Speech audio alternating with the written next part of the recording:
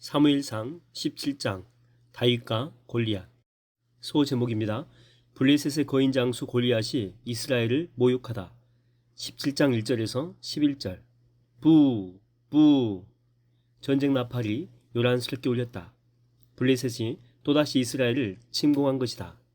블레셋 지도자들은 전 병력을 이끌고 이스라엘을 침공, 유다의 소고 지역에 군대를 집결시킨 후에 소고와 아세가 사이에 에베스 담밈에 진을 쳤다. 소고는 예루살렘 서쪽 22km 지점에 있는 유다 지역의 성읍이다. 그리고 블레셋 군대가 진영을 이루고 있는 에베스 담밈은 소고 북동쪽 2.5km 지점에 있다. 어휴, 또 블레셋이 침공하다니. 대체 저놈들은 왜 우리를 못 잡아먹어서 안달인지 모르겠어. 지겹다 지겨워. 사울 왕의 소집령에 투덜대며 이스라엘 군사들이 모여들었다. 그런 군사들을 이끌고 이스라엘의 사울 왕도 엘라 골짜기에 진을 치고 맞서 싸울 준비를 했다. 엘라 골짜기는 예루살렘 서남쪽 23km 지점에 위치해 있다. 골짜기를 사이에 두고 블레셋 군대가 한쪽 언덕을 차지하고 이스라엘 군대가 맞은편 언덕을 차지하고 있었다. 와, 저런 무시무시한 거인이 실제로 있다니. 이스라엘 군사들은 놀라서 벌린 입을 다물지 못한다. 블레셋의 거인 장수 골리앗 때문이다.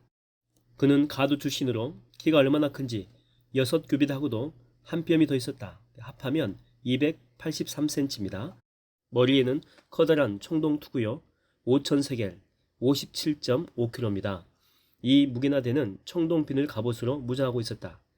다리에는 청동 각반을 차고 어깨에는 청동으로 만든 창을 메고 있었다. 손에는 배틀의 용두머리만큼 굵은 창자루가 들려있었는데 창날은 600세겔, 약 7kg입니다. 600세겔이나 되는 쇠로 만들어져 있었다. 호위병 한 사람이 큰 방패를 들고 따라다녔다. 이렇게 골리앗은 특출하게 장대한 자였다. 누구도 감히 그와 맞서 싸울 상대가 없어 보였다.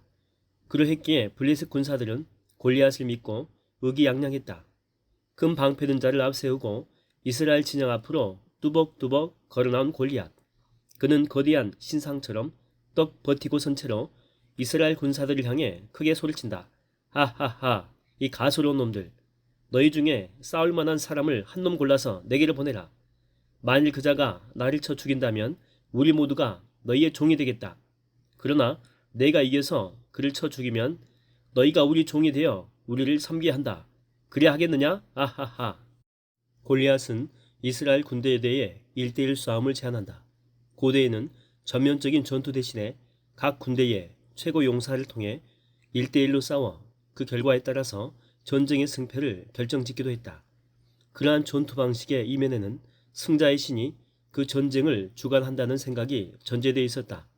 이런 의미에서 골리앗은 이스라엘의 신 여호와를 모욕한 것이다. 그런데 문제는 그러한 골리앗의 모욕적인 도전을 받고서도 사울 왕과 이스라엘 군사들이 침묵을 지킨 것이다. 이는 하나님께 대한 그들의 믿음이 얼마나 부족한지를 여실히 보여준다. 골리앗의 거센 도전 앞에 사울 왕과 이스라엘 군사들은 겁에 질려 벌벌 떨고만 있다. 저자는 사람이 아니다. 대체 저런 괴물을 누가 이길 수 있단 말인가? 소제목입니다. 이스라엘 진영에 도착한 다윗이 골리앗에게 도전하다. 17장 12절에서 39절. 블레셋 군대가 침공할 당시 다윗은 베들렘에서 양떼를 돌보고 있었다. 수금타는 궁중 악사로 사울 왕을 시중들고 있었지만 왕이 회복되면 집으로 돌아가 있곤 했다. 때에 다윗의 형들인 엘리압, 아비나답, 삼마는 소집령에 응해 전쟁터에 출정 중이었다. 그때 다윗은 나이가 17세 안팎 정도에서 전쟁터에 나가지 않았다. 무엇들 하는 게냐? 이 겁쟁이들아. 아직도 나와 싸울 놈이 없는 것이냐? 골리앗은 아침 저녁으로 온갖 조롱을 퍼붓고 화를 돋우면서 싸움을 걸어왔다. 그런 날들이 40일이나 계속되었다. 하루는 아버지 이새가 다윗에게 심부름을 시켰다. 전쟁터에 나가 있는 형들에게 음식물을 전달하고 오라는 것이었다. 심부름차 전쟁터로 달려간 다윗. 오랜만에 형들을 만나 집안 소식을 들려주고 또 형들의 안부를 물으며 이런저런 이야기를 나누고 있었다. 그때였다. 으하하하, 이 겁쟁이 이스라엘 놈들아. 너희의 신도 그렇게 무능한 것이냐? 나 하나 감당 못하는 겁쟁이더냐? 왜 아직까지 나와 싸울 놈이 나오지 않는 것이냐? 나와 싸울 용기가 정없다면 얼른 항복하고 우리의 종이 되어라. 거인 골리앗이 늘 하던 대로 이스라엘의 신을 모욕하며 사울 왕과 그의 군사들을 멸시하는 말을 마구 내뱉었다. 아니, 저 덩치가 무슨 말을 저렇게 짓거린단 말인가? 소년 다윗도 그 소리를 들었다. 그런데 이스라엘 군사들은 골리앗의 도발에 잔뜩 겁을 집어먹고는 모두가 멀찌감치 물러나 있었다.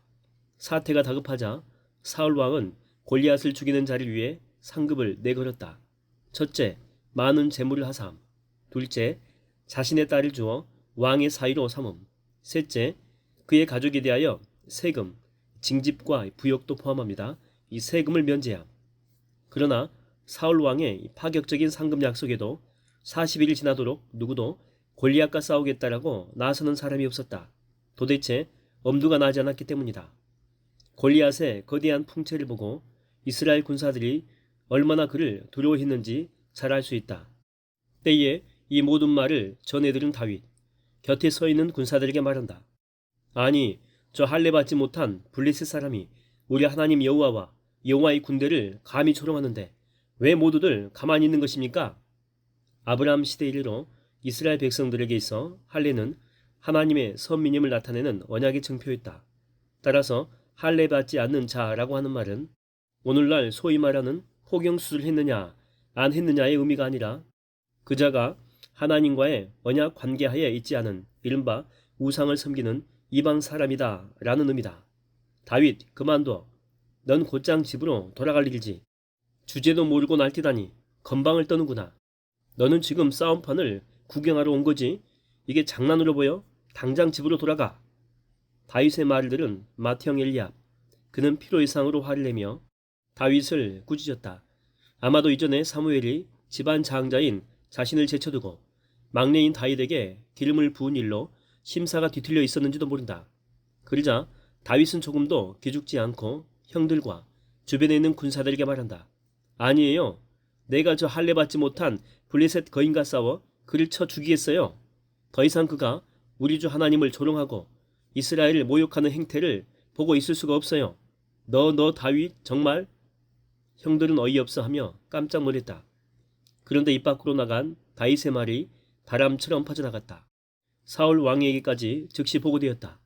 40일 동안 날마다 골리앗의 모욕적인 도전을 받고서도 전전긍긍 궁지에 몰려있던 싸움판에 선뜻 나서겠다는 용사가 나타나자 사울 왕이 금방 불러들였다. 다윗 너냐? 내가 정말 블레셋 장수와 싸우겠다고 말했느냐? 내 폐야, 저 블레셋 사람 때문에 사기를 일어선 결코 안 됩니다. 저를 보내주십시오. 제가 저자와 싸워 그를 쓰러뜨리겠습니다. 아하, 내 용기는 가상하다만 어찌 저 거인과 맞붙을 수 있겠느냐? 너는 아직 너무 어려.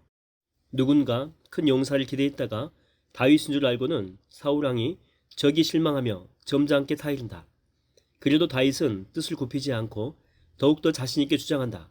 그 모습이 소년답지 않게 아주 당당하다. 폐야, 저는 어려서부터 베들레헴 들판에서 아버지의 양떼를 지켜왔습니다.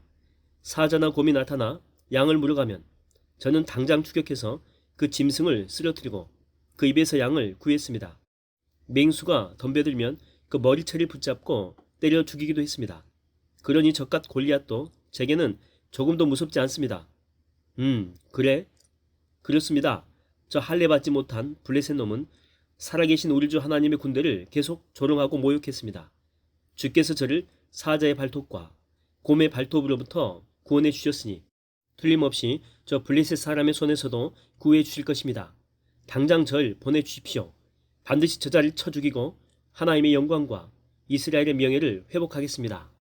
참으로 당찼다. 다윗은 자신의 경험을 거짓없이 말했기에 그의 말에는 힘이 있었고 확신으로 가득 찼다. 그제야 사울 왕도 자세를 고쳐 앉으며 다윗에게 진지하게 말한다. 그래, 참으로 당차고 용감한 소년이로다. 그렇다면 한번 나가서 저 블레셋 장수와 싸워보도록 하라. 부디 주께서 너와 함께 하시길 빈다. 그러면서 사울왕은 자기 군복을 다윗에게 입혀주었다. 갑옷을 입혀주고 청동투구를 씌워주었다.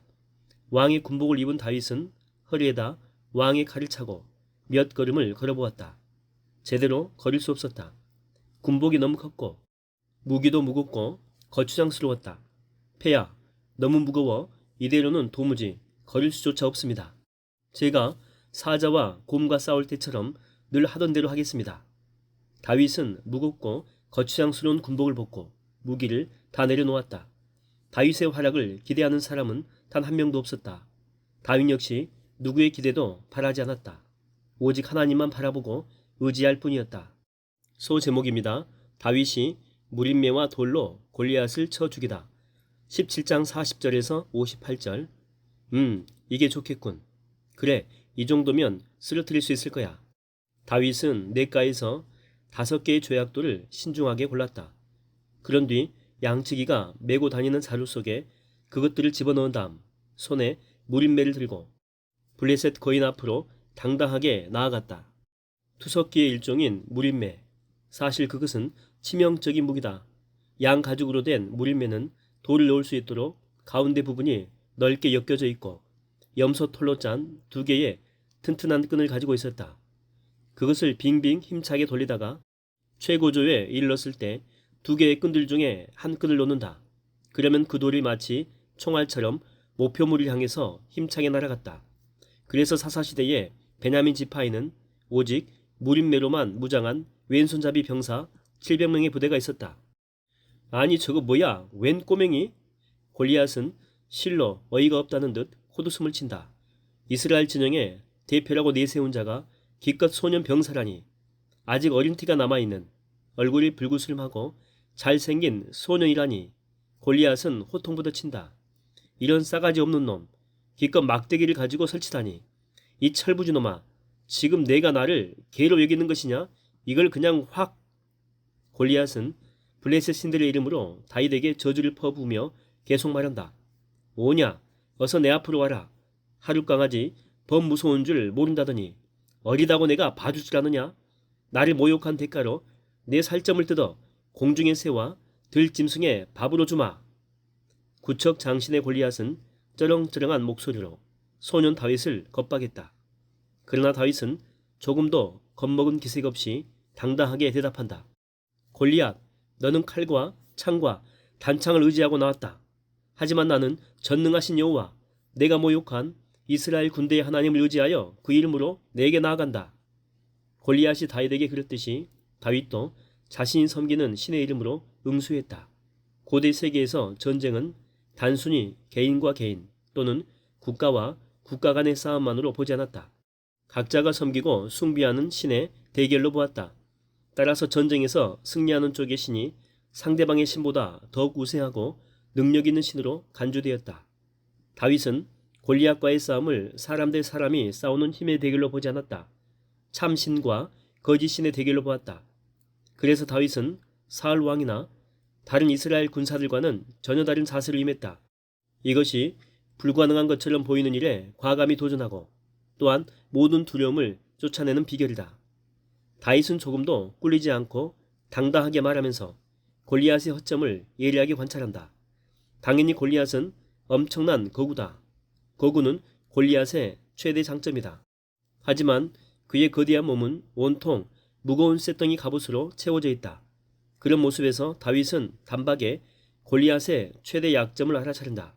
아하, 저놈은 너무 무거운 갑옷을 입었기에 기동력이 전혀 없구나. 도리어 물맷돌로 맞추기엔 관역이 넓고 커서 더 좋은 조건이 된다. 그렇다. 골리앗은 대단한 장수처럼 보이지만 알고 보면 싸움을 모르는 자다. 큰 칼과 무거운 갑옷은 상대방을 겁먹게 할 수는 있겠지만 정작 싸움에서는 방해물이 된다. 상대방이 겁을 먹어주면 그의 길을 꺾어놓는 무기가 되지만 상대방이 겁을 먹지 않으면 그냥 무기 패션쇼에 불과할 뿐이다. 골리앗은 그의 무거운 군복과 무기로 움직임이 둔했다. 당연히 기동력과 공격성은 떨어질 수밖에 없다. 방패든 자가 골리앗 앞에 섰다는 것은 장수 앞에 그런 배치가 늘 있는 일이긴 하지만 어쨌든 그만큼 둔중하고 신속성이 떨어진다는 증거였다. 골리앗은 다윗의 도전적인 말을 더 이상 듣지 못하겠다는 듯 버럭 화를 내며 공격 태세를 취하면서도 앞으로 냅다 달려오지는 못했다. 고대 군대에는 세 종류의 군인이 있다. 말을 타거나 병거를 타고 달리는 기병, 갑옷과 창과 칼을 들고 전진하거나 뛰는 보병, 궁수와 투석의 포병. 골리앗의 병과는 보병이고 다윗은 포병이라고 할 수 있다. 포병은 투석질로 싸워야 한다.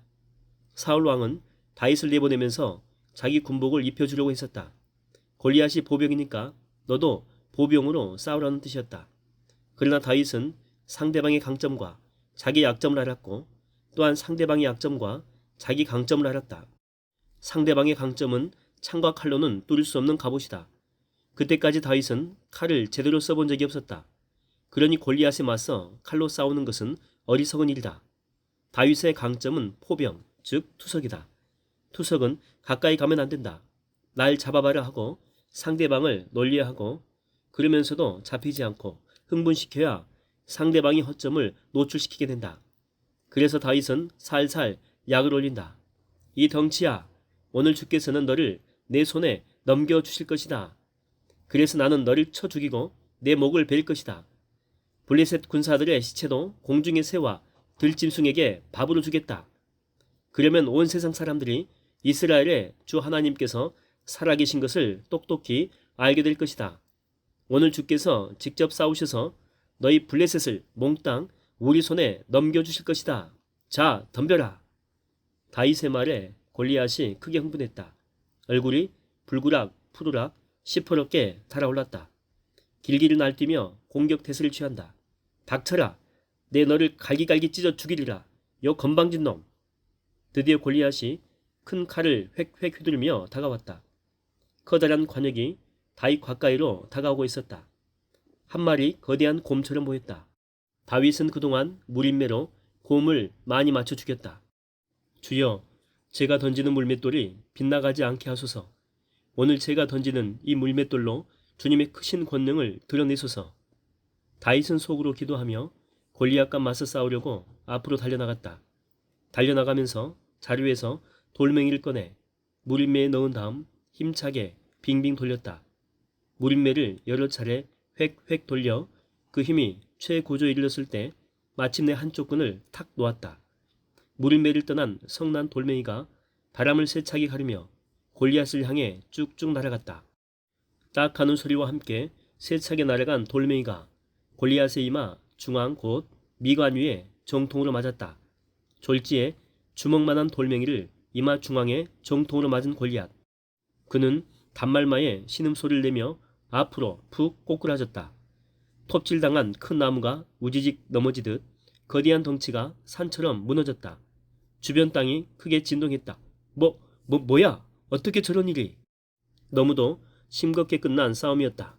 모든 이들의 예상을 뒤엎은 반전이었다. 양쪽 진영의 군사들은 벌린 입을 다물지 못했다. 모두가 잠시 넋을 놓았다. 다윗의 일방적인 승리였다. 오늘날 성서 고고학자들은 그 당시의 싸움터 주변에서 물맷돌이 될 만한 돌들을 발견했다. 그것의 크기는 직경 5에서 7cm 가량으로 테니스 공이나 야구 공만한 것이었다. 이만한 크기의 단단한 돌이 매우 빠른 속도로 날아가 사람의 이마 중앙에 정통으로 맞을 경우 아무리 장대한 거인이라도 푹 거꾸러질 수밖에 없다. 최소한 기절할 수밖에 없다. 다윗은 기회를 놓치지 않고 손살같이 달려가 쓰러진 골리앗을 발로 밟고 선 뒤 그의 칼집에서 칼을 뽑아 골리앗의 목을 잘랐다. 고대 전쟁에서 적장을 죽이면 그의 머리를 베어 승전의 기념물로 왕에게 바치는 것은 보편적인 관례였다. 와, 골리앗이 죽었다. 다윗이 이겼다. 이스라엘 만세. 다윗이 적장 골리앗의 머리를 베어 높이 들어올리자 이스라엘 진영에서 승리의 환호성이 크게 터져나왔다. 반면에 블레셋 진영의 군사들은 철석같이 믿은 골리앗이 허무하게 죽임당한 모습을 보자 사기가 왕창 꺾여 모두가 창칼을 벌고 달아나기 시작했다. 사울의 군사들은 추격했다. 가드 입구와 에그론 성문에 이르기까지 계속 추격하면서 블레셋 군사들을 닥치는 대로 쳐 죽였다. 엘라 골짜기에서 치룬 그날의 전쟁은 이스라엘의 대승으로 마무리되었다. 다윗은 골리앗의 머리를 예루살렘으로 가져갔고 골리앗이 쓰던 무기는 자신의 장막에 간직해 두었다. 이처럼 다윗이 골리앗의 칼을 고향집에 가져다 준 것은 승리가 불가능하게 보이는 상황에서 큰 승리를 가져다 주신 하나님의 도우심을 기억하기 위한 기념물로 삼기 위해서였다. 이후에 골리앗의 칼은 여호와의 성막에 기증되었다. 한편 군사령관 아브넬이 막 싸움을 마친 소년 다윗을 데리고 사울 왕에게로 나아갔을 때 그때 다윗의 손에는 골리앗의 머리가 들려 있었다. 사울 왕이 다윗에게 물었다. 참으로 장하다. 그래, 내 아버지는 누구냐? 사울이 이렇게 물은 것은 다윗을 몰라서가 아니었다. 자신의 병을 치유해주는 궁중 악사이자 자신의 무기 드는 자가 아닌가. 출전하기 전에도 서로 이야기를 나누었지 않은가. 이때 사울은 다윗에게 어느 지파, 어느 가문 소속이고 어떤 신분인지를 물은 것이다. 네, 저는 베들레헴 성읍에 살고 있는 유다 지파의 소속인 이새의 아들입니다. 유다 지파 소속의 이새의 아들, 유다 지파라면 일찍이 야곱과 모세의 예언에 따르면 장차 왕이 나올 지파가 아닌가. 순간 사울은 막연한 불안감을 느낀다. 강박증이 재발한 것인가? 도대체 이 불안감의 정체는 무엇일까? 소년 다윗을 바라보는 사울 왕의 눈빛이 예사롭지 않다.